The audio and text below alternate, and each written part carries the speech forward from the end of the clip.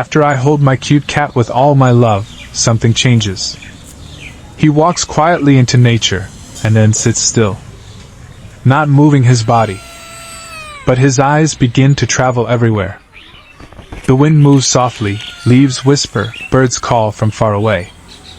My cat doesn't chase, doesn't jump. He just sits, listening. Every tiny sound matters to him. His eyes move left, right, upward, as if he's feeling nature, not just seeing it. It feels like his heart is open, and nature is speaking directly to him. Sometimes I wonder, what does he hear that we don't?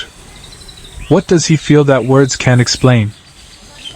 In that moment I realize, he isn't just a pet. He's a soul connected to the earth, breathing with nature itself.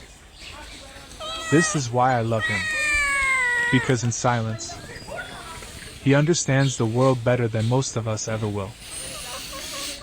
If you love watching new videos like this, don't forget to subscribe to our channel.